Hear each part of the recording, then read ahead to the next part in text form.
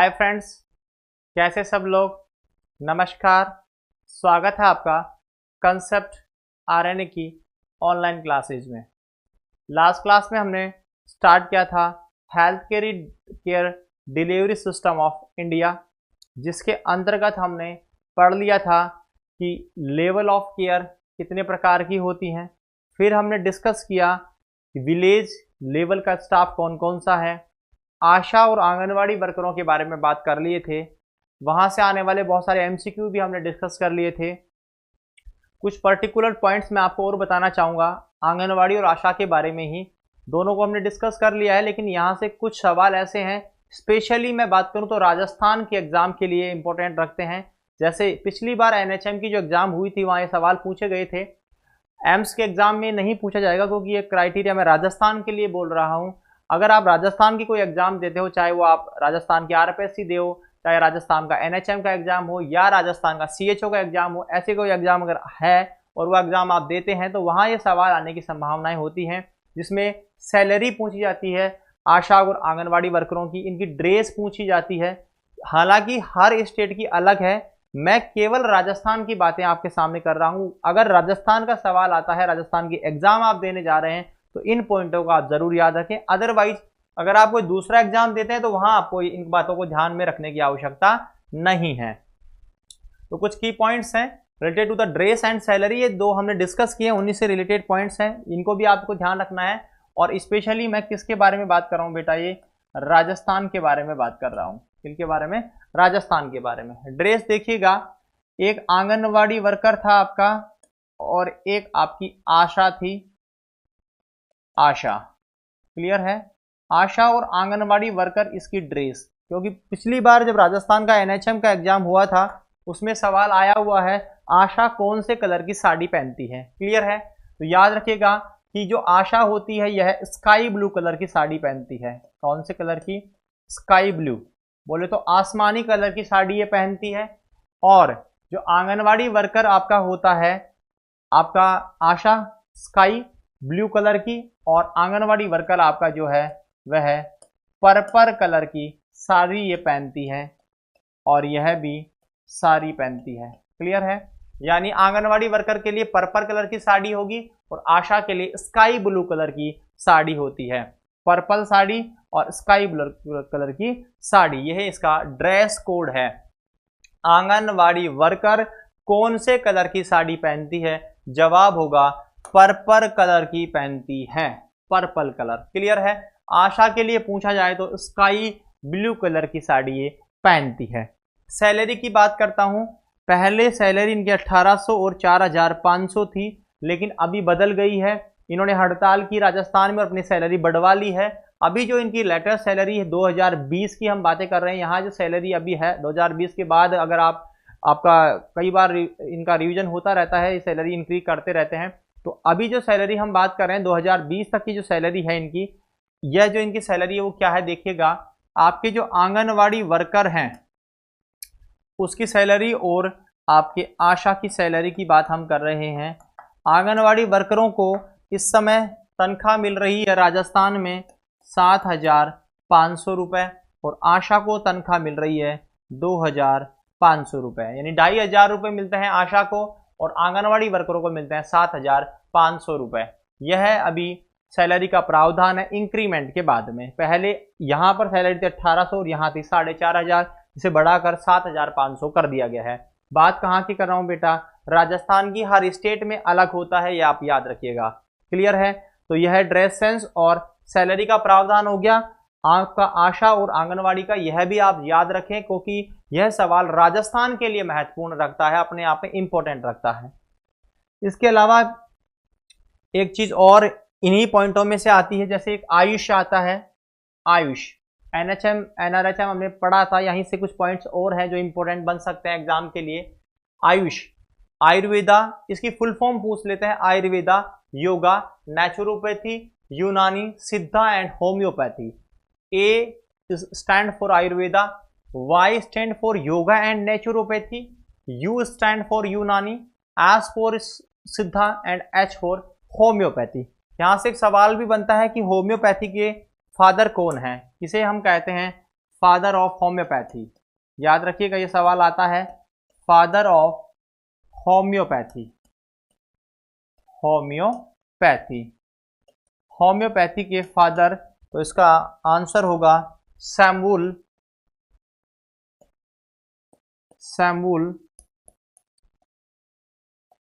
हननमैन। Samuel हननमैन, Samuel हननमैन जो है, इन्हें कहा जाता है फादर ऑफ होम्योपैथी। इसके अलावा जैसे एनआरएचएम है वैसे ही एक आता है national urban health mission, NUHM. वह था एनआरएचएम, ऐसे ही सवाल पूछ सकते हैं आपसे एनयूएचएम, तो इसे हम बोलते हैं, ये सब हेल्थ के डिलीवरी सिस्टम में ही आते हैं इधर उधर से। एनयूएचएम, इसकी फुल फॉर्म याद रखिएगा, national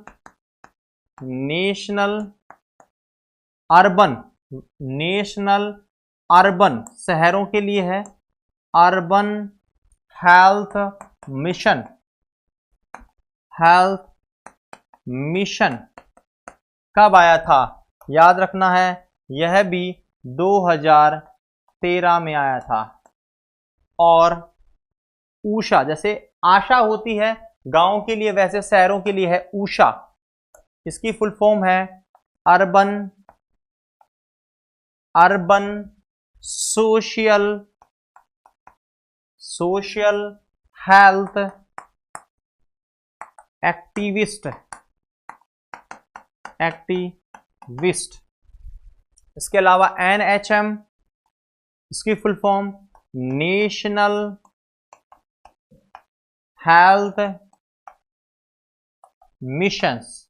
NHM, national health mission, यह भी 2013 में ही आया था। क्लियर है? तो ये कुछ और पॉइंट्स हैं, जैसे आयुष की फुल फॉर्म आनी चाहिए, फादर ऑफ होम्योपैथी कौन होता है, एनयूएचएम क्या है, एनआरएचएम अलग है, एनयूएचएम अलग है, ऊषा और आशा, ऐसे ही एनएचएम। क्लियर है? ये सारे पॉइंट्स भी आपको पता होने चाहिए जो एग्जाम के लिए इंपॉर्टेंट होते हैं। कई बार एग्जामिनर आपको यहाँ से सवाल पुट कर लेता है। क्लियर है? इसके बाद में हम बात करते हैं, अब कंटिन्यू करेंगे।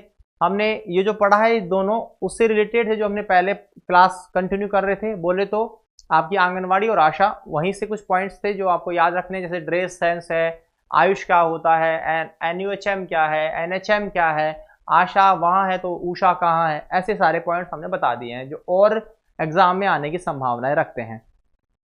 अब तीसरे लेवल का स्टाफ की हम बात कर रहे हैं, तीसरे लेवल पर हम चल रहे हैं, जिसे हम बोल रहे हैं ट्रेन्ड बर्थ अटेंडेंट। इसके बारे में बात करते हैं। सबसे पहले ट्रेन्ड बर्थ अटेंडेंट की स्कीम कब आई? देखिएगा, जो स्कीम थी ट्रेन्ड बर्थ अटेंडेंट स्कीम यह आई थी 2001 में, 2001 में। इसी का नाम होता है also called as skilled birth attendant. इसी का नाम है SBA, skill birth attendant, skill birth attendant, trained birth attendant और skill birth attendant. Trained birth attendant, skill birth attendant. Scheme कब आई? 2001 के अंदर ये स्कीम आई थी आपकी। क्लियर है? Trained birth attendant. अगर हम इसकी बात करें ट्रेन्ड बर्थ अटेंडेंट की, तो इस ट्रेन्ड बर्थ अटेंडेंट की जो ट्रेनिंग पीरियड है वह कितना होगा, कहाँ ट्रेनिंग देता है, इसके बारे में बात करें तो इसकी ट्रेनिंग देखिएगा। ट्रेनिंग, इसको टोटल ट्रेनिंग मिलती है आपकी 40 + 40 = 80 आवर्स, 80 घंटे ये ट्रेनिंग लेता है। 40 + 40 80 घंटे की इसे ट्रेनिंग मिलती है। कैसे? देखिएगा, सबसे पहला है मॉड्यूल फर्स्ट। मॉड्यूल फर्स्ट के तहत इसे ट्रेनिंग मिलती है for normal situations. Training for normal situations, भारी काम नहीं, हल्के फुल्के काम, नॉर्मल सिचुएशंस जो है, नॉर्मल कंडीशंस हैं, उनके लिए इन्हें ट्रेनिंग मिलती है। और ये ट्रेनिंग चलती है 5 दिन 8 घंटे पर डे के हिसाब से, यानी कि 8 hour per day for 5 days, 5 दिन के लिए 8 घंटे रोज। तो कितनी घंटे की होगी? 8 इंटू 5 बराबर 40 घंटे। 40 घंटे की ट्रेनिंग तो ये लेता है। नॉर्मल सिचुएशंस की ट्रेनिंग इन्हें दी जाएगी। किसको? ट्रेन्ड बर्थ अटेंडेंट को। मतलब बोले तो नॉर्मल डिलीवरीज के बारे में इन्हें बताया जाएगा। कॉम्प्लिकेशंस वाली चीज़ों के बारे में बात नहीं हो रही। Everything should be normal. Normal label है, नॉर्मल प्रोसेस है, नॉर्मल कोड कटिंग है, इन सब के बारे में, जो नॉर्मल बच्चे की केयर है, उन सब के बारे में 40 घंटे में समझाया जाएगा। 40 घंटे में से पारंगत कर दिया जाता है नॉर्मल डिलीवरी के मैकेनिज्म के बारे में। एबनॉर्मलिटी नहीं है, एबनॉर्मल सिचुएशंस नहीं है, कॉम्प्लिकेटेड सिचुएशंस की बात नहीं कर रहे। पहले 40 घंटे नॉर्मल में गुजरेंगे, लेकिन उसके बाद में मॉड्यूल नंबर जो सेकंड आता है, मॉड्यूल सेकंड आएगा, उसमें हम ट्रेनिंग देते हैं कॉम्प्लिकेटेड कंडीशंस की। यहां हम ट्रेनिंग देंगे से training for complicated situations. Complicated situations, ऐसा तो हो ही नहीं सकता कि सारी की सारी डिलीवरियां ही इस महानुभाव को नॉर्मल मिले। तो सभी चीजों में पारंगत करना पड़ेगा, स्किलफुल बनाना पड़ेगा। कोई जरूरी नहीं है कि डिलीवरी नॉर्मल ही हो सकता है कॉम्प्लिकेटेड भी हो जाए। हो सकता है कोई कॉम्प्लिकेशन लेके डिलीवरी हो रही है, तो उसको भी हल करवाने में ये कुछ हद तक सफल रहना चाहिए। ट्रेनिंग उसकी भी हम इसे देते हैं। और इसको जो ट्रेनिंग दे रहे हैं, ये भी कैसी ट्रेनिंग यहाँ होगी? सेम है। यहाँ की training 8 hour per day for 5 days. 5 दिनों तक आप इन्हें ट्रेनिंग दे रहे हैं भाई साहब जी को, और कॉम्प्लिकेटेड डिलीवरी के बारे में ट्रेनिंग दे रहे हैं। तो देखिएगा यहाँ भी 8 इंटू 5 बराबर 40 घंटे। टोटल हो गया 40 प्लस 40 घंटे की ट्रेनिंग आपने इन्हें दे दी। टोटल विलेज है आपका, जो गांव में आपका विलेज लेवल पर जो व्यक्ति ट्रेंड है बर्थ करवाने के लिए, बोले तो ट्रेंड बर्थ अटेंडेंट, इसको स्कीम की बात करें तो 2001 में आई थी, और इसका नाम है स्किल्ड बर्थ अटेंडेंट। 80 घंटे की ट्रेनिंग लेता है, 40 घंटे नॉर्मल का और 40 घंटे एबनॉर्मल का लेता है। यानी टोटल दिन की बात करें तो कितने दिन ट्रेनिंग लेगा? 10 दिन ट्रेनिंग लेगा। 5 दिन ट्रेनिंग नॉर्मल की, 5 दिन एबनॉर्मल की। 40 घंटे नॉर्मल और 40 घंटे एबनॉर्मल, बोले तो कॉम्प्लिकेटेड सिचुएशन की। यह आपका हो गया ट्रेंड बर्थ अटेंडेंट। तीसरा स्टाफ क्लियर हुआ। अब बात करेंगे चौथे स्टाफ के बारे में, और वह स्टाफ कौन सा होगा? जो आपका नेक्स्ट है, that is called village health guide, VHV, VHG, village health guide. Village health guide जो होता है, इसकी भी ट्रेनिंग होती है। इसकी ट्रेनिंग टोटल होती है 200 घंटे की। यह ट्रेनिंग लेता है 200 घंटे की ट्रेनिंग होगी। कितने दिन में? तो 30 दिन में। कितने महीने? तो 3 महीने। 3 महीने में 30 दिन, 3 महीने में 200 घंटे की ट्रेनिंग होगी। और पर डे कितनी ट्रेनिंग होगी? तो लगभग 6 to 7 आवर पर डे आप इसकी ट्रेनिंग ले सकते हैं। 6 से 7 घंटे डेली करवाएंगे ट्रेनिंग में। 3 महीने तक ट्रेनिंग चलेगी। टोटल कितने घंटे होने चाहिए? तो 200 घंटे। कितने दिन? 30 दिन। कितने महीने तक? 3 महीने तक। पर डे कितना? 6 से 7 घंटे पर डे के हिसाब से। यह क्या काम करेगा? Village health guide. तो देखो ये क्या क्या काम कर सकता है। एक तो यह हेल्थ एजुकेशन का काम करेगा, शिक्षा देना, हेल्थ एजुकेशन के बारे में काम है इसका। बोले तो ट्रेनिंग के बारे में बताना, लोगों को फैमिली प्लानिंग के बारे में बताना, आपका कॉन्ट्रासेप्टिव मेथड के बारे में बताना, मोटिवेट करना, इंस्टीट्यूशनल डिलीवरी के बारे में समझाना, ये सारे पॉइंट यहाँ आते हैं विलेज हेल्थ गाइड में। दूसरा MCH केयर, बोले तो maternal and child care, newborn care, mother की केयर, इन सभी के ऊपर ये ध्यान देगा आपका विलेज हेल्थ गाइड। इसके अलावा और क्या ध्यान रखेगा? ये माइनर इलनेसेस को ट्रीट करना, माइनर इलनेस ट्रीटमेंट, हल्की फुल्की जो समस्याएं हैं उन्हें ट्रीट करने के बारे में भी समझाया जाता है, उस पर भी ये काम करता है। उसके अलावा फैमिली प्लानिंग पर ये काम करेगा, फैमिली प्लानिंग, इन सभी मुद्दों पर बात करेगा आपका कौन, विलेज हेल्थ गाइड, जो तीसरा स्टाफ है हमारा। यानी कि इसी के साथ हमारे चारों स्टाफ विलेज लेवल वाले पूरे हो गए। जो विलेज लेवल पर स्टाफ होते हैं उनमें चारों हमने पूरे कर लिए हैं। आशा हमने पूरी की, आंगनवाड़ी वर्कर हमने पूरा कर लिया। इसके अलावा आपका जो विलेज हेल्थ गाइड था ये पूरा कर लिया, ट्रेंड बर्थ अटेंडेंट पूरा कर लिया। इसी में बहुत सारे portion NUHM, NRHM, JSY, JSSY, ये सारे पॉइंट भी हमने यहाँ डिस्कस कर लिए हैं। इसके बाद हम बात करेंगे CSC, PSC और SC, जिसे हम बोलते हैं 3 टायर सिस्टम। 3 टायर सिस्टम क्या बोलते हैं? 3 टायर सिस्टम के नाम से यह जाना जाता है। और इस 3 टायर सिस्टम के अंदर हम बात करेंगे CSC, PSC और ST की। क्लियर है? 3 tier system of health care. हमारी जो हेल्थ केयर होती है उसमें 3 लेवल होते हैं। एक सब सेंटर होता है, एक PSC होता है और एक CSC होता है। 3 लेवल आते हैं, सब सेंटर, PSC और CSC। अलग अलग प्रोविजन है तीनों का, अलग अलग लेवल पर ये काम करते हैं। इन सब के बारे में भी हम बात करेंगे। इनकी पॉपुलेशन कितनी होती है, क्या क्या चीजें यहाँ होती है, ये सारे पॉइंट हमारी इस वाली क्लास में हम टच स्टार्ट करते हैं। हम सबसे पहले स्टार्ट करेंगे सब सेंटर से। सब सेंटर, पहला पॉइंट हमारा क्या है? Sub centre.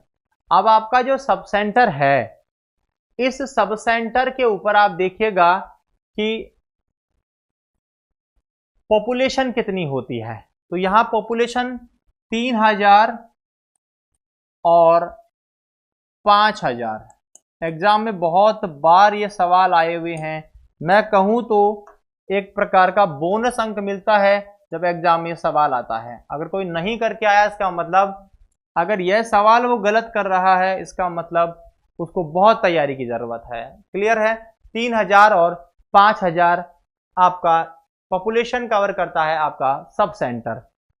अब ये जो 3000 और 5000 का क्राइटेरिया, ये कैसे? तो 3000 तो प्लेन एरिया में, प्लेन एरिया बोले तो जो रोड के आसपास वाला एरिया है, समतल क्षेत्र है, एजुकेशन वाला क्षेत्र है। और 5000 आता है पहाड़ी क्षेत्र है, बोले तो हिली एरिया, पर्वतों पर, पहाड़ों पर, क्योंकि वहां पर पहुंचने में समय लगेगा। तो हिली एरिया जो होगा आपका सॉरी उल्टा, आपका जो हिली एरिया है वहां तो हमें कम लोग चाहिए। हिली एरिया जो होता है चंदकना, हिली एरिया में 3000 और 5000 कहाँ चाहिए? प्लेन एरिया में। ज्यादा लोग कवर कर पाएंगे ना प्लेन एरिया में। तो जहां पर क्षेत्र ऐसा है, ऐसा क्षेत्र जहां सब शिक्षित लोग हैं, रोड के आसपास पड़ता है, वहां हम ज्यादा जनसंख्या को कवर कर सकते हैं। 5000 लोगों को भी कवर कर लेंगे, क्योंकि हमें इतनी मशक्कत नहीं करनी पड़ेगी।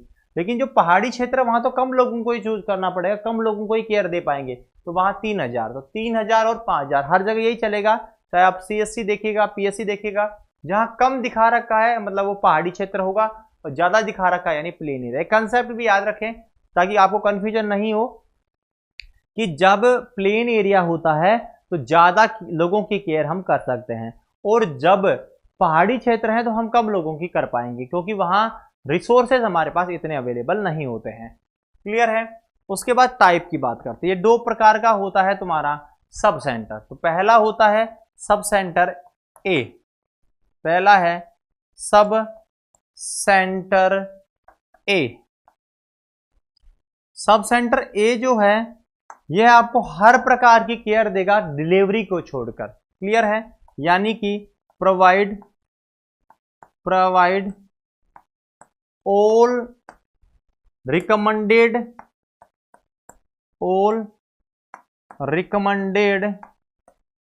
all recommended health services, जितनी भी रिकमेंडेड हेल्थ सर्विसेज है वो सब प्रदान करेगा। किसको छोड़कर? तो फिर ध्यान रखना है, एक्सेप्ट डिलीवरी। यहां पर डिलीवरी का प्रावधान नहीं है सब सेंटर ए में। अब यह जो आपका सब सेंटर है इसका स्टाफ भी देखिएगा, इसमें कितना स्टाफ होता है। तो यहाँ स्टाफ आपको मिलेगा, इस जगह पर स्टाफ का प्रावधान होता है 3 लोगों का। कितने स्टाफ होते हैं? 3 लोग। कौन कौन है देखिएगा। पहला यहाँ स्टाफ होगा आपका male health worker, male health worker. दूसरा होगा female health worker, male health worker, female health worker.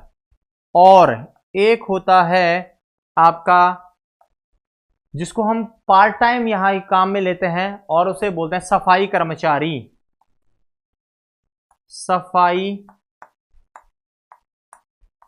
कर्मचारी, या इसी का नाम है, इसी को बोलते हैं वॉलेंट्री हेल्थ वर्कर,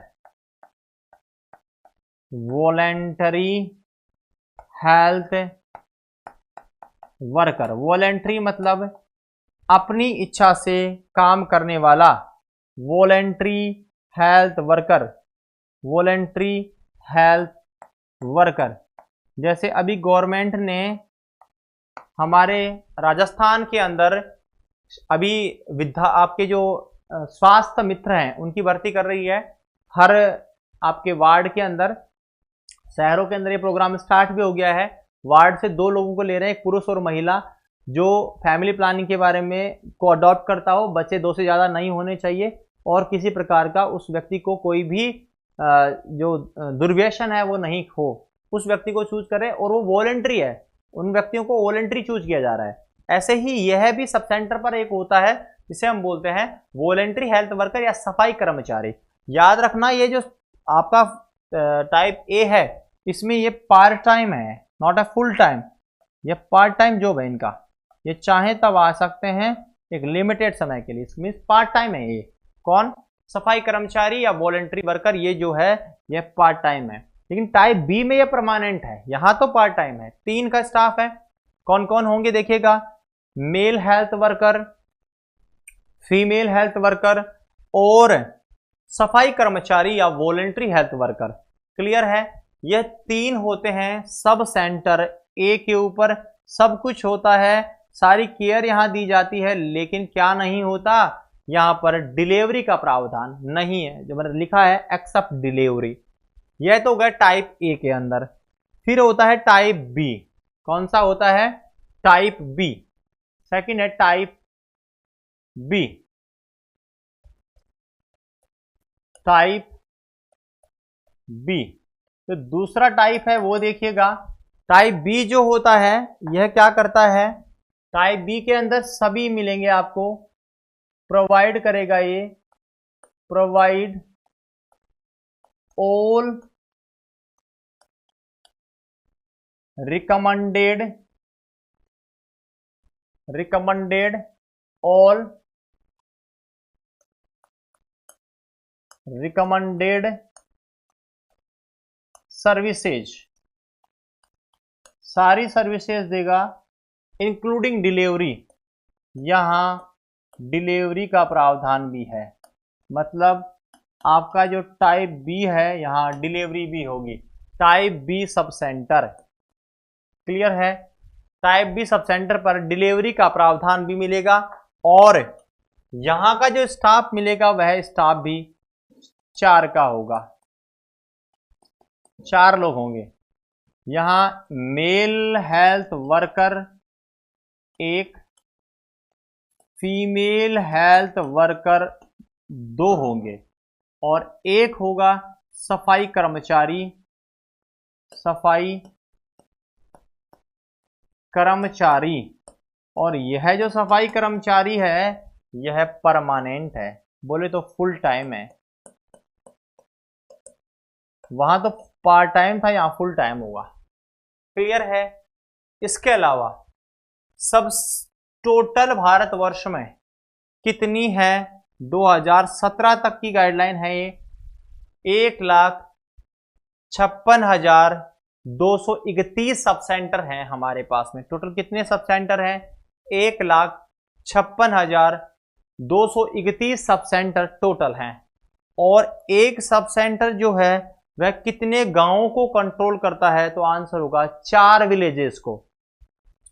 रेडियस में कितना कंट्रोल करता है, कितने किलोमीटर एरिया को कवर करेगा? रेडियस में 2.6 किलोमीटर को। और टोटल एरिया कितना होगा? तो टोटल एरिया जो सब सेंटर कवर कर लेता है एक, वह है 21 स्क्वायर किलोमीटर एरिया। कितना? 21 स्क्वायर किलोमीटर एरिया। ये सारे पॉइंट आपके सब सेंटर से रिलेटेड है। सब सेंटर की जनसंख्या कितनी है? 3000 और 5000 हाईली और प्लेन एरिया में।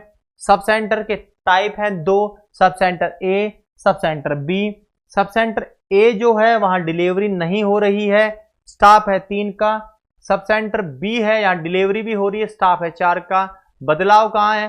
फीमेल हेल्थ वर्कर यहां 2 है, वहां 1 था। टोटल कितने हैं अभी? 1,56,231 हैं। कितने विलेज को कंट्रोल करता है? 4 विलेज को कंट्रोल करता है। रेडियस के हिसाब से कितना कवर करेगा? 2.6 किलोमीटर। ओवरऑल कितना किलोमीटर कवर करेगा? 21 स्क्वायर किलोमीटर कवर करेगा।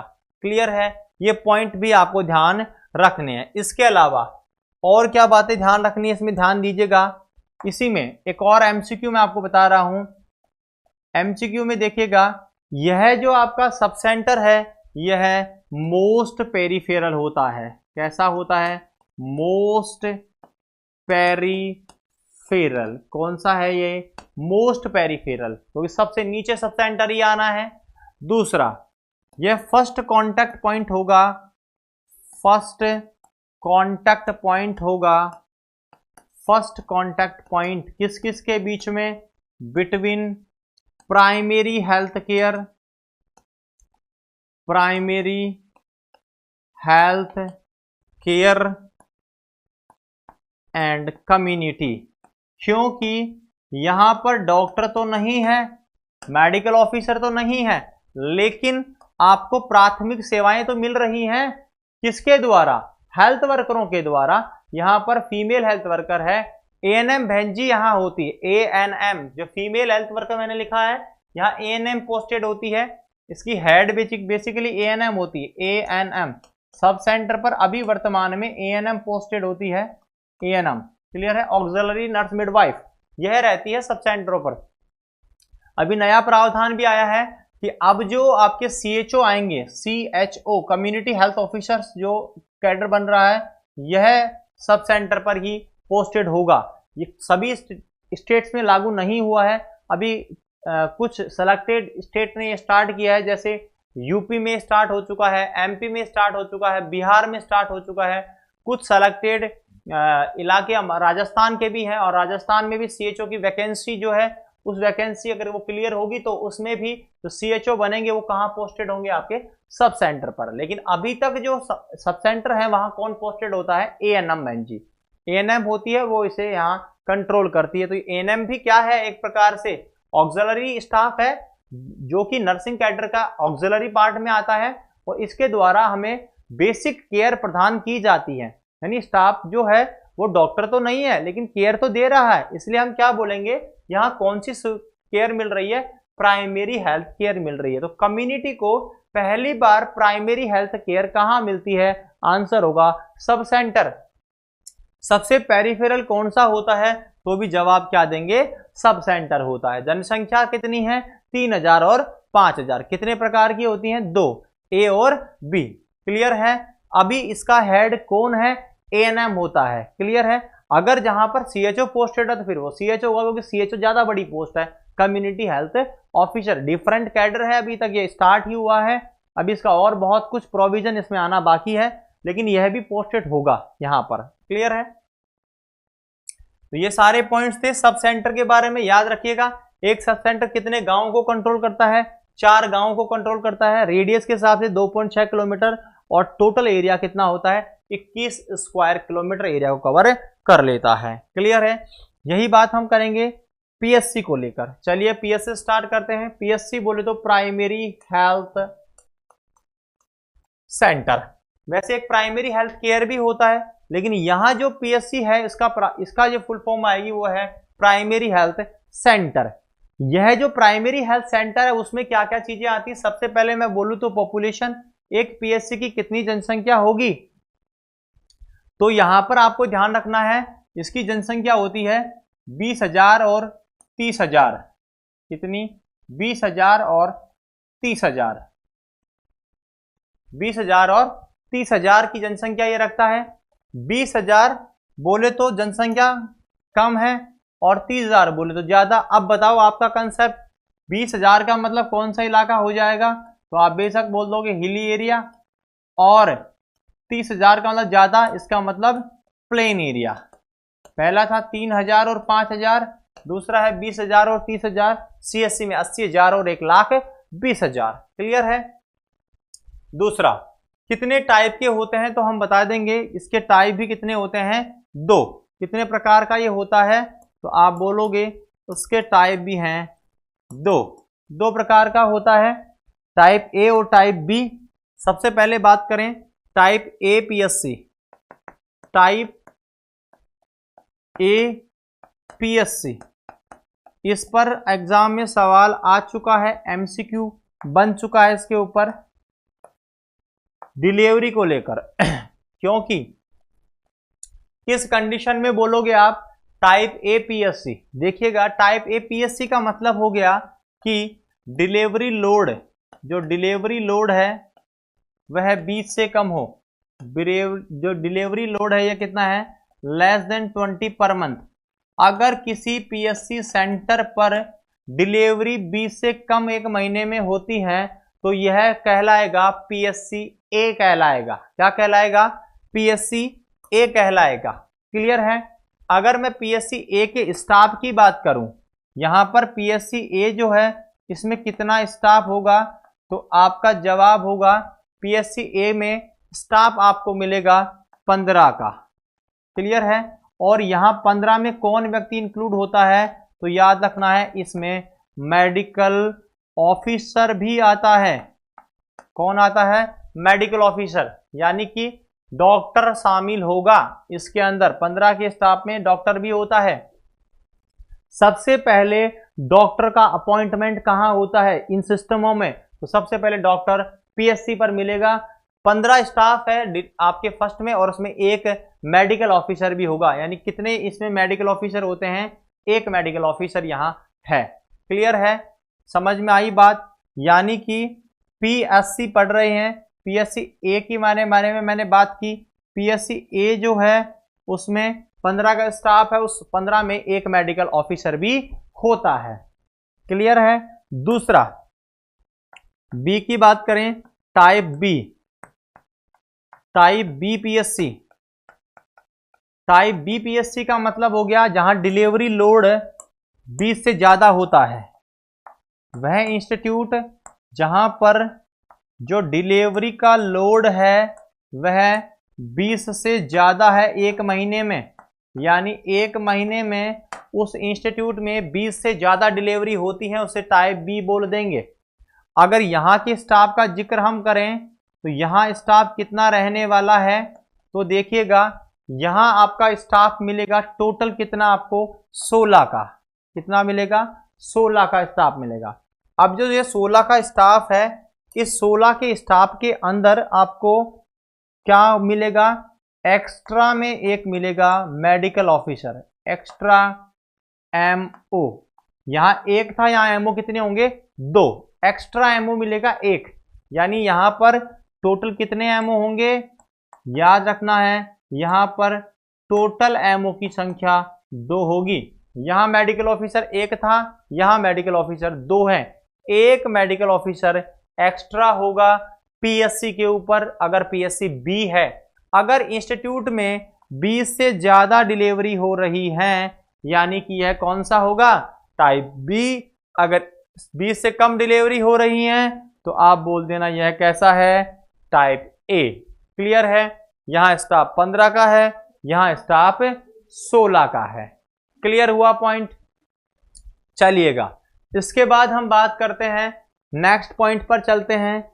इसके बैड्स के बारे में बात करेंगे, इसके कुछ पॉइंट्स के बारे में बात करेंगे। देखिएगा क्या क्या इंपॉर्टेंट पॉइंट्स हैं। सबसे पहले PSC कौन से लेवल की केयर देता है तो याद रखना है यह प्रदान करता है PSC आपका प्रोवाइड। कौन से लेवल की केयर दे रहा था?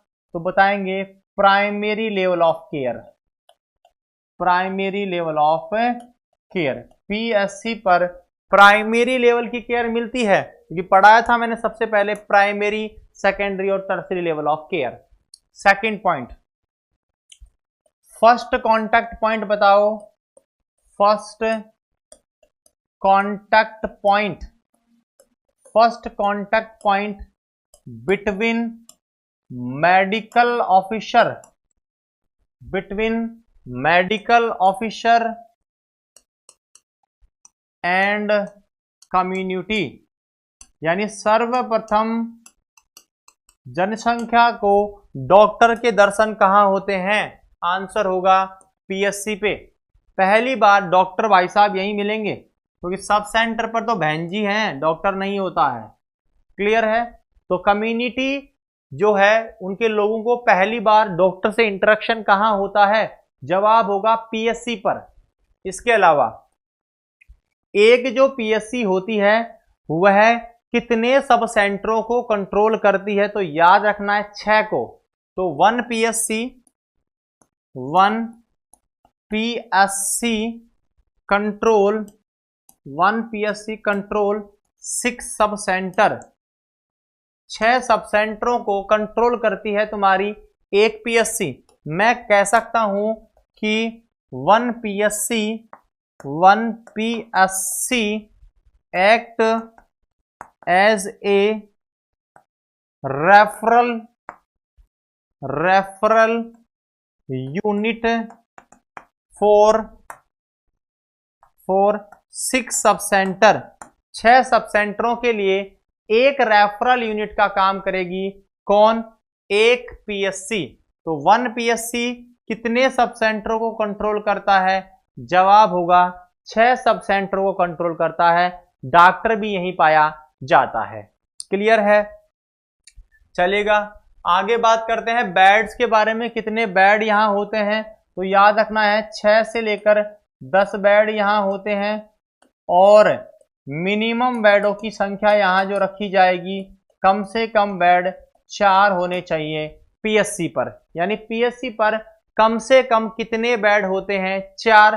कितने होने चाहिए? 6 से लेकर 10 तक होने चाहिए।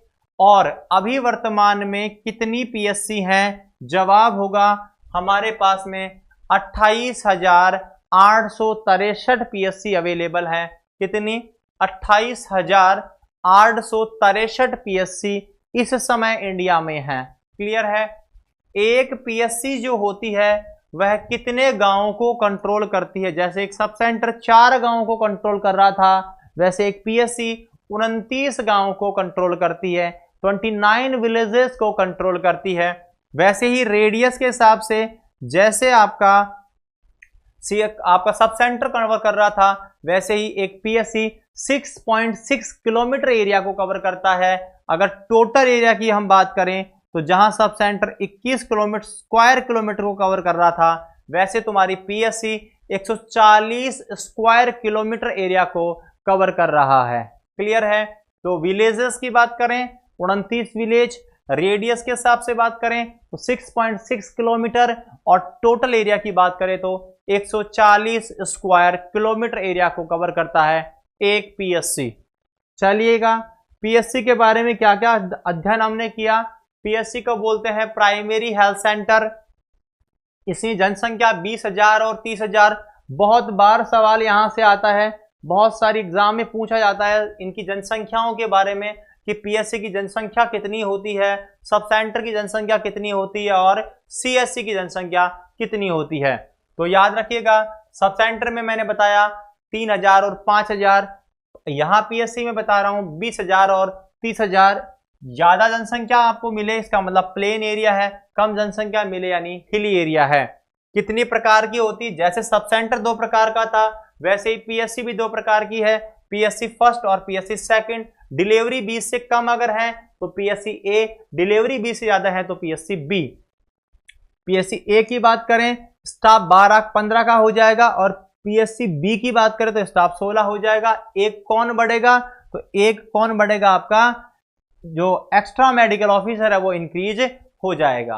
इसके अलावा बेड्स की हमने बात की, कुछ इंपॉर्टेंट पॉइंट हमने बताए, जैसे प्राइमरी जो पीएससी आपका होता है यह कौन से लेवल की केयर देता है, तो प्राइमरी लेवल की केयर देता है। पहला बार मेडिकल ऑफिसर और कम्युनिटी का इंटरेक्शन कहां होता है, तो भी जवाब होगा पीएससी। एक पीएससी कितने सब सेंटर को कंट्रोल करता है, तो भी आंसर होगा 6। और आप कह सकते हैं बेड कितने होंगे, तो मिनिमम 4, और वैसे 6 से लेकर 10 बेड हो सकते हैं। और अभी वर्तमान में कितनी है, 28,863। कितने गांवों को कंट्रोल करता है पीएससी, 29 गांवों को। रेडियस के हिसाब से 6.6 किलोमीटर। टोटल एरिया कितना है, 140 स्क्वायर किलोमीटर एरिया होता है। क्लियर है। ऐसे ही हम बात करेंगे सीएससी के बारे में, कम्युनिटी हेल्थ सेंटर।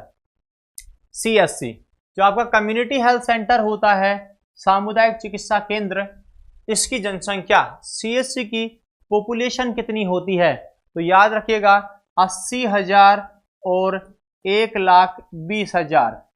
80,000 और 1,20,000 की जनसंख्या होती है। 80,000 की जनसंख्या का मतलब इलाका कैसा हो जाएगा, हिली इलाका हो जाएगा, हिली एरिया। और अगर बात करें 1,20,000 के बारे में, तो यह इलाका कैसा हो जाएगा, प्लेन एरिया हो जाएगा, प्लेन एरिया और हिली एरिया। चलिएगा स्टाफ की बात करते हैं। यहां पर स्टाफ का प्रोविजन है आपके पास में 25 का स्टाफ यह रहता है, 25 का स्टाफ मिलता है। अभी जो न्यू अपॉइंटेड हैं, यहाँ न्यू अपॉइंटेड्स जो हैं उनमें 3 स्टाफ अपॉइंट हैं, और उनमें आता है आपके एक तो PSM manager, PSM preventive social medicine का मैनेजर, एक अनस्थेटिस्ट ऑफ, एक है ऑफ्थैल्मिक सर्जन, ऑफ्थैल्मिक सर्जन। ये कुछ न्यू अपॉइंटेड कैडर है आपका 3। तो ऐसे स्टाफ होता है 35, और न्यू अपॉइंटेड कैडर की बात है, पूछे कि न्यू अपॉइंटेड कैडर जो है वह 3 है, पीएसएम मैनेजर, अनस्थेटिस्ट और ऑफ्थैल्मिक सर्जन। क्लियर है। बेडों की संख्या पूछी जाए कि कितनी बेड होते हैं, तो याद रखना है 30 से लेकर 50 बेड मिलते हैं। लेकिन अगर अपडेट हो गया है, आजकल इनका अपडेटेशन चल रहा है, तो फिर 70 हो जाएगा। अपडेटेड में 70 मिलेगा, नॉर्मल 30 से 50 नजर आता है। बेडों की संख्या 30 से 50 होगी, अपडेटेड होगा 70। एक और बात, तुम्हारा सब सेंटर और हमारे जो पीएससी, आपका सब सेंटर और पीएससी होता है वो मोस्टली आपके रन करते हैं डे टाइम में, लेकिन सीएससी जो होता है यह 24/7 सर्विसेज देगा, खुला रहेगा पूरे रात और पूरे दिन। याद रखना है आपको। टोटल कितनी है अभी, तो याद रखना है 5,624, 5,624, यानी कि 5,624 टोटल हमारी सीएससी अवेलेबल हैं। एक सीएससी जो होती है उस सीएससी को कितने गांव कंट्रोल करती है, एक सीएससी के द्वारा कितने गांव कंट्रोल होते हैं, जवाब होगा 158, 158 विलेजेस इनके द्वारा कंट्रोल में होते हैं। रेडियस की बात करें तो याद रखना है कि एक रेडियस के हिसाब से एक सीएससी कितनी किलोमीटर को कवर करता है, 15.6 किलोमीटर को यह कवर कर लेता है। और आपका जो टोटल एरिया है वह है 770 किलोमीटर। कितना है, 770 किलोमीटर एरिया को एक तुम्हारा सीएससी जो है वह कवर कर लेता है। टोटल सीएससी कितनी है, 5,624। कितने गांवों को कंट्रोल करती है, 158 विलेजेस को कवर करेगी। रेडियस के हिसाब से जो होता है कितना कवर करती है, तो याद रखना है 15.6 किलोमीटर, और टोटल एरिया जो होते हैं कितने होते हैं, तो 770 किलोमीटर एरिया को यह कंट्रोल कर लेती है। चलेगा। उसके अलावा कुछ इंपॉर्टेंट एमसीक्यू यहां से हम बताना चाहेंगे आपको। सबसे पहले फर्स्ट रेफरल यूनिट किसे बोलते हैं?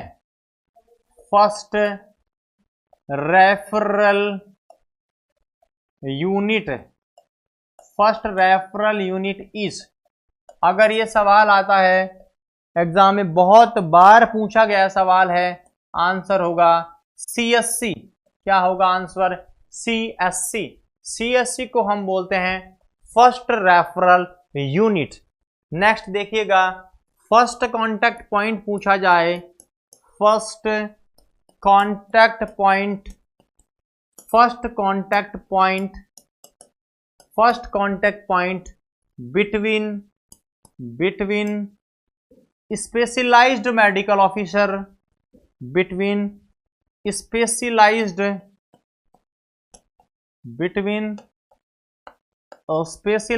Medical officer, specialised medical officer and community, तो भी तुम्हारा जवाब क्या होगा? सीएससी। क्यों? क्योंकि एक बात याद रखना है, पीएससी पर डॉक्टर तो होता है लेकिन वो स्पेशलाइज्ड नहीं है, वो मेडिकल ऑफिसर है। लेकिन यहां जो डॉक्टर होते हैं उनमें क्या क्या होता है पता है आपको? यहां आपको मिलेंगे गायनोकोलॉजिस्ट, पीडियाट्रिशियन, यानी कि जनरल सर्जन, पर्टिकुलर स्पेशलिटी में आपको स्पेशलाइज्ड मिलेंगे, पीजी करे हुए व्यक्ति मिलते हैं। तो यहां वर्ड लिया है specialised doctors. Specialised medical officer कहां मिलेंगे? सीएससी पर। केवल एमओ की बात करें, सिंपल एमओ आपको कहां मिलेगा? पीएससी पर। ऐसे सोचिएगा जैसे बीएससी होता है वैसे ही डॉक्टर के लिए एमबीबीएस, एमबीबीएस करा हुआ पीएससी पर मिलेगा, लेकिन एमएस करा हुआ, एमडी करा हुआ कहां मिलेगा आपको? सीएससी के ऊपर। मतलब ये स्पेशलाइज्ड होगा अपने फील्ड का। क्लियर है? इसके अलावा किस प्रकार की केयर देता है? तो देखिएगा सीएससी पर कौन सी केयर मिलती है, तो सीएससी प्रदान करता है, सीएससी प्रोवाइड करेगा सेकेंडरी लेवल की केयर। कौन से लेवल की? Secondary level care. Secondary level की केयर हमें मिलती है सीएससी के द्वारा। कौन से प्रकार की? सेकेंडरी लेवल की केयर मिलती है सीएससी के द्वारा। एक और एमसीक्यू यहां से बन सकता है, ओवरऑल मैं बात करूं हाईएस्ट और लोवेस्ट के ऊपर, कि सबसे ज्यादा कहां है और सबसे कम कहां है। तो हाईएस्ट और लोवेस्ट की बात हम करेंगे। आपका इधर तो हम लिख रहे हैं, इंस्टीट्यूट का नाम लिखेंगे, सब सेंटर, पीएससी और सीएससी। इधर लिख रहे हैं सबसे ज्यादा कहां है, सबसे हाईएस्ट कहां मिलेंगे और सबसे कम कहां है। यह ऋषिकेश की एग्जाम में पूछा गया था, जिसमें एक भी नर्सिंग कर्मी पास नहीं हुआ था, एग्जाम दोबारा लगा था। उसमें अंदर सवाल था हाईएस्ट सब सेंटर कहां होते हैं। तो याद रखना है, ऐसे याद रखें कि जब ज्यादा जनसंख्या जहां होगी वहीं सबसे ज्यादा होंगे, कंफर्म है, क्योंकि जनसंख्या के हिसाब से हमने बांटा है।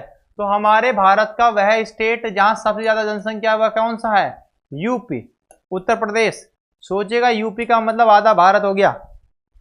तो सबसे ज्यादा सब सेंटर, सबसे ज्यादा पीएससी और सबसे ज्यादा सीएससी कौन सी जगह है? आंसर देंगे यूपी में, उत्तर प्रदेश में। क्लियर है? योगी जी की सरकार जहां है वहां पर ये सबसे ज्यादा है, क्योंकि जनसंख्या सबसे ज्यादा वहीं पर है। लेकिन सबसे कम की मैं बात करूं कि सबसे कम कहां मिलेगा, तो देखिएगा सबसे कम कहां मिलते हैं। आपका सबसे कम, आपका सब सेंटर है वह है लक्षद्वीप में, लक्षद्वीप। लक्षद्वीप में सबसे कम है सब सेंटर, सबसे कम पीएससी है चंडीगढ़ में, और सबसे कम सीएससी है दिल्ली में। तो सबसे कम की बात आए तो आपके सामने है आपका एलसीडी, लक्षद्वीप, चंडीगढ़ और दिल्ली। क्लियर है? और सबसे ज्यादा की बात आए तो यूपी यूपी यूपी करना है। क्या क्या पढ़ा हमने, देखिएगा। Trend birth attendant, trend birth attendant की बात करी। ट्रेंड बर्थ अटेंडेंट जो होता है स्कीम कब आई, 2001 में। इसी का दूसरा नाम क्या है, स्किल बर्थ अटेंडेंट है। ट्रेनिंग जो होती है वह 80 घंटों की हो रही है। मॉड्यूल फर्स्ट जो है उसके हिसाब से नॉर्मल सिचुएशन की ट्रेनिंग होगी, 5 दिन चलेगी, 40 घंटे की होने वाली है, रोज 5 घंटे होगी। दूसरा मॉड्यूल सेकंड जो है उसके अंतर्गत इसे स्किल किया जाएगा, ट्रेन किया जाएगा। किन सिचुएशंस के लिए, कॉम्प्लिकेटेड सिचुएशंस के लिए, जिसमें 8 घंटे की ट्रेनिंग चलेगी, 5 दिन की ट्रेनिंग होने वाली है। 8 × 5 यानी 40 घंटे ये ट्रेनिंग चलेगी। इसके अलावा विलेज लेवल जो आपकी गाइड थी, विलेज हेल्थ गाइड, इसके बारे में हमने जिक्र किया। 200 घंटे की ट्रेनिंग होगी, 30 दिन, 3 महीने में 6 से 7 घंटे पर डे। फंक्शन बताया, हेल्थ एजुकेशन करता है, एमसीएच केयर के बारे में, माइनर इलनेसेस को ट्रीट करना, फैमिली प्लानिंग के बारे में। कुछ पॉइंट हमने डिस्कस किए थे, जैसे ड्रेस क्या होगी आंगनवाड़ी वर्कर की, जैसे पर्पल कलर की साड़ी। आशा की किस कलर की होती है, स्काई ब्लू कलर की साड़ी। सैलरी कितनी मिलती है आशा को और आंगनवाड़ी वर्कर को, तो आंगनवाड़ी वर्कर को 7,500, आशा को कितनी मिलती है, तो 2500 रुपए। क्लियर है। आंगनवाड़ी वर्कर का क्लासिफिकेशन, आपका क्वालिफिकेशन भी आप पूछा जा सकता है कि इसका क्वालिफिकेशन क्या होता है, तो फिर बताना है। इसका क्वालिफिकेशन होता है 10वीं पास, जैसे 8वीं पास होता है किसका, आशा का, तो इसका कितना होता है, 10वीं पास। क्लियर है। एक और एमसीक्यू यहां से मैं बताऊंगा, अगर पूछा जाए कि बताओ हार्ट ऑफ आईसीडीएस कौन है, आईसीडीएस का हार्ट कौन है, तो बताना है आंगनवाड़ी सेंटर। जो आंगनवाड़ी सेंटर होते हैं वे आंगनवाड़ी सेंटर्स क्या कहलाते हैं, हार्ट ऑफ आईसीडीएस। आईसीडीएस का हार्ट किन्हें बोलते हैं हम, आंगनवाड़ी सेंटर को। और प्रिंसिपल वर्कर कौन होता है, कौन काम करता है, तो यह आंगनवाड़ी वर्कर ही है। आंगनवाड़ी वर्कर क्या होता है, यह प्रिंसिपल वर्कर है। It is a principal worker of ICDS. ICDS का प्रिंसिपल वर्कर कौन होता है, तो जवाब देंगे आंगनवाड़ी वर्कर। आंगनवाड़ी वर्कर को प्रिंसिपल वर्कर बोलते हैं आईसीडीएस का, और हार्ट ऑफ आईसीडीएस किसे बोलते हैं, आंगनवाड़ी सेंटर को। और आंगनवाड़ी जो है, इस महिला की जो क्वालिफिकेशन है वो कितना होना चाहिए, 10वीं पास। कौन से कलर की साड़ी ये पहनती है, पर्पल कलर की साड़ी पहनती है कि, और आंगनवाड़ी वाली को तनख्वाह कितनी मिलती है, 7,500 रुपए। आशा की बात करें तो यह एनआरएचएम के तहत आया है। आंगनवाड़ी वर्करों की बात करें तो यह किसके तहत आया है, आईसीडीएस के तहत। क्लियर है। आयुष की फुल फॉर्म मैंने बताई। फादर ऑफ होम्योपैथी कौन होता है, तो याद रखना है सैमुअल हैनीमन होता है। एनयूएचएम जो है 2013 में आया था। जैसे गांव में होती है आशा, वैसे ही शहरों में होती है उषा। और एनएचएम है, यह भी 2013 में आया था। इसके अलावा 3 टायर सिस्टम, डायरेक्ट पूछ सकते हैं 3 टायर सिस्टम कौन कौन होता है, तो याद रखना है एससी, पीएससी और सीएससी। वैसे 3 टायर सिस्टम ये हेल्थ केयर है। अगर बोला जाए ट्रायर सिस्टम तो उसे बोलते हैं पंचायती राज सिस्टम को। पंचायती राज सिस्टम को ट्रायर सिस्टम के नाम से भी जानते हैं, हम बताएंगे उसके बारे में भी। लेकिन 3 tier system of health care पूछे तो फिर बोलना है सी आपका सब सेंटर, पीएससी और सीएससी। सब सेंटर की जनसंख्या 3000 और 5000, बेहद महत्वपूर्ण चीजें हैं ये। मोस्ट पेरिफेरल होता है, पहला कॉन्टेक्ट पॉइंट है। कम्युनिटी और प्राइमरी हेल्थ केयर के बीच में 2 प्रकार के बताए, सब सेंटर ए, सब सेंटर बी। हेड कौन होता है, एएनएम होती है, और अगर सीएचओ है तो वह सीएचओ इसका हेड हो जाएगा। इसके अलावा टाइप बी है, यह जो एक और बात और याद रखना है, सब सेंटर जो आपका होता है यह तो 100% सेंट्रल असिस्टेंस है। सेंट्रल असिस्टेंस यानी कि सेंट्रल असिस्टेंस इसमें होता है। सब सेंटर पर सेंट्रल असिस्टेंस होता है, स्टेट गवर्नमेंट के अधीन ये नहीं आता है। पीएससी और सीएससी सेंट्रल गवर्नमेंट के अधीन और स्टेट गवर्नमेंट में आती है, मिनिमम नीड प्रोग्राम के तहत खुली होती हैं। तो जो पीएससी है यह किसके तहत आता है, तो याद रखना है minimum need programme, minimum need programme of state government,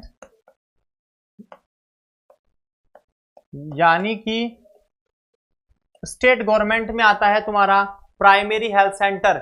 सब सेंटर किसके अधीन आता है, तो सेंट्रल गवर्नमेंट के अधीन आता है। और पीएससी किसके अधीन आती है, तो minimum need programme of state government के अधीन आता है। 20,000 और 30,000 यहाँ की जनसंख्या होती है। कितने प्रकार का होता है, 2 प्रकार का है, type A, type B. Type A में डिलीवरी लोड 20 से कम होता है, टाइप बी में डिलीवरी लोड 20 से ज्यादा होता है। उसके अलावा आपका फर्स्ट कांटेक्ट पॉइंट डॉक्टर के बीच में और पॉपुलेशन के बीच में, तो पीएससी करके आना है। एक पीएससी कितने सब सेंटर को कंट्रोल करता है, 6 सब सेंटर को कंट्रोल कर लेता है। इसके अलावा बेड की जनसंख्या कितनी, यहाँ कितनी होती संख्या, तो 6 से 10 बताना है, मिनिमम 4 रखते हैं। इसके अलावा हमने बात की कम्युनिटी हेल्थ सेंटर कितनी जनसंख्या रखता है, 80,000 और 1,20,000। स्टाफ कितना है, 25 का स्टाफ है। न्यू अपॉइंटेड 3 है, पीएसएम मैनेजर, अनेस्थेटिस्ट और ऑप्थेल्मिक सर्जन। बेड कितने हैं, 30 से 50 होते हैं। अगर अपडेटेड है तो फिर 70 मिलेंगे। इसके अलावा अगर हम बात करें आपके फर्स्ट रेफरल यूनिट, एमसीक्यू आता है एग्जाम में, पहली रेफरल यूनिट क्या है, जवाब होगा सीएससी। पहली बार स्पेशलाइज्ड डॉक्टर कहां मिलते हैं, तो भी जवाब होगा सीएससी। सबसे ज्यादा सीएससी, सबसे ज्यादा पीएससी, सबसे ज्यादा सब सेंटर कहां है, तो भारत का वह स्टेट जहां सबसे ज्यादा जनसंख्या है यूपी, वहीं मिलते हैं तीनों। सबसे कम सब सेंटर कहां है, लक्षद्वीप में। सबसे कम पीएससी कहां है, चंडीगढ़ में। सबसे कम सीएससी कहां है, दिल्ली में। ये कुछ इंपॉर्टेंट पॉइंट्स थे जो सब सेंटर, पीएससी और सीएससी से रिलेटेड है। आने वाली जो क्लास होगी उसमें हम बात करेंगे किट्स के बारे में, जो किट अवेलेबल होते हैं सब सेंटर, पीएससी और एससी पर। यहां से एग्जाम में बनारस हिंदू यूनिवर्सिटी में एग्जाम पूछा गया हुआ है, 1-2 बार एग्जाम पूछा जा चुका है आपके एम्स के अंदर। जोधपुर एम्स का भी सवाल बना हुआ है किट्स के ऊपर। तो किट्स की पूरी डिटेल हम बताएंगे, पूरे ए से लेकर पी किट कहाँ होते हैं, कौन सा किट कहाँ होता है, कौन सी ड्रग उसमें होती है, वो डिस्कस करेंगे नेक्स्ट क्लास में। आज की क्लास में इतना ही।